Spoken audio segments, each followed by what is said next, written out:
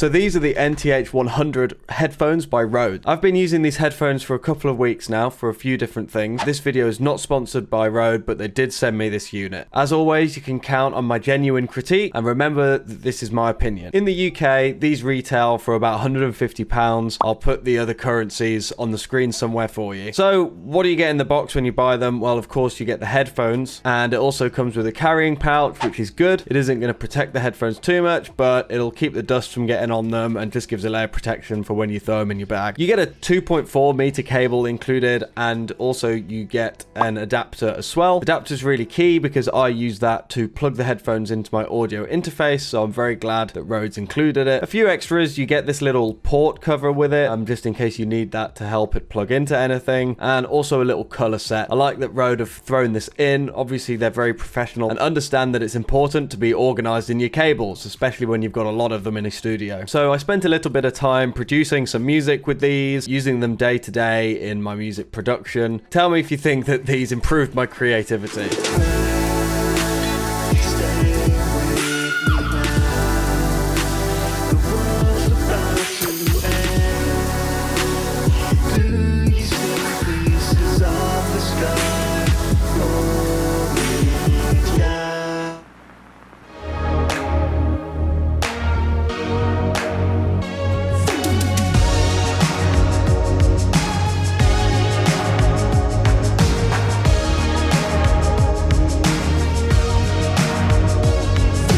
Outside of producing music, I also use them for a couple of other things. I use them for some video games. Here is me winning in a game of League of Legends.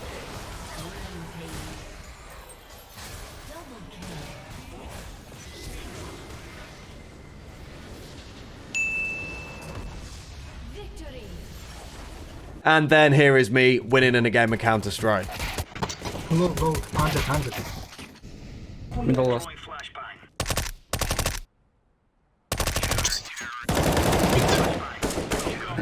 Nice. Спасибо за игру. So this could be the headphones, but it could also just be me. Obviously, also listening to music is important.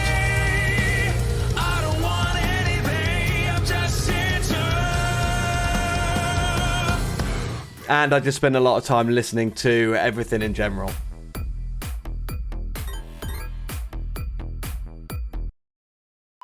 I decided to use them for a session of improvising over some backing tracks. This is kind of important because you might need to plug them into your amp or something similar, as a lot of people live in apartments and they don't want to annoy their neighbors with big guitar sounds.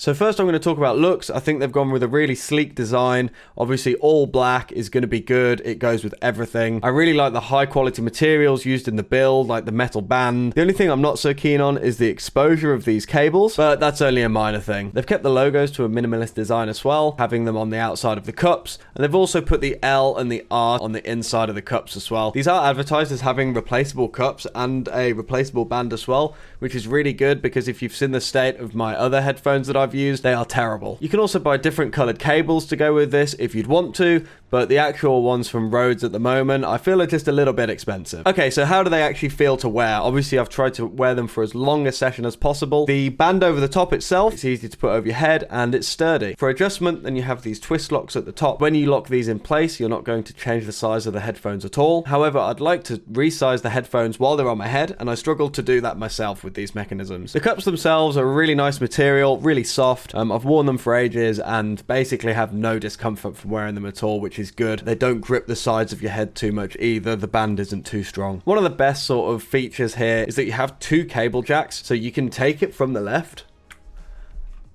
and you can actually plug it in to the right, which is really good if you're setting up things differently in a studio. You might have a vocalist facing to the left, you might have them facing to the right, for example, and to keep that cable out of the way is really useful. In the past, on my other headphones, I've had different sizes. I've had a coiled cable, which is really useful for when you're sat at your desk. I feel like this 2.4 meter cable is a little bit too long to just be sat at your desk, but it's not long enough if you're having a recording setup that's a little bit further away from where you're plugging the headphones themselves in. This won't be a problem for some people, but with the way that my home studio is set up, it's a little bit of a problem for me. The other cables that I mentioned earlier come in a 1.2 and a 2.4 meter, I think. So the 1.2 meter would definitely be better if you're just going to be sat at your desk all the time. Okay, so very importantly, what do we think of the sound? They have a very strong low end and the mids are okay as well. I do feel, however, just a little bit of clarity in the high end when I'm listening to music isn't present. At high volumes, you get no distortion. At low volumes, you can still hear a lot of the detail, but again, I do think that high end could just be a bit crisper. Overall, this means that the sound you get is not as neutral as I'd like it to be, such as other headphones in the same price range that can give a more neutral sound. This means that the headphones are versatile and can do many different things. The only thing that I wouldn't solely use these headphones for is when I'm mixing music. This is because you won't get a clear reference from using these headphones, and I would definitely need to pair them with something else that can give a bit more of a neutral sound. The headphones themselves won't block much external noise and also will have some sound leaking out. This means that they will be very good in a quiet studio, but not so good if you're recording out and about. Another good thing here is you will still be able to hear yourself playing an instrument while you're recording it, which is always useful. I think for Rode's first set of headphones into the market, then the build quality is great, and that's paired with good sound as well. For me, it is a little bit middle of the road. They are advertised as studio headphones, but haven't opted to go for a neutral sound. They are, however, compact and robust, and I wouldn't hesitate to chuck them into my bag. They do have great features, like the 2 headphone jacks and the twist lock capability as well. Therefore, I'd have to recommend this to people that want a good sound quality, but with a small cup size and a very robust build. Also, you'd have to be looking for this jack of all trades headset where you'll be using them for a variety of different things so you can get the best of all it has to offer. You'll also want these if you're looking for a do everything pair of headphones. So that's gaming, other media, listening to music, and producing it as well. So in terms of the price tag, I think it's pretty fair as it's good sound and build quality combined, so I don't think they're far off the mark. So that's everything. If you enjoyed this review and it's helped you out, give me a follow. Let me know in the comments what gear you think I should review next, and I'll see you next time. Bye.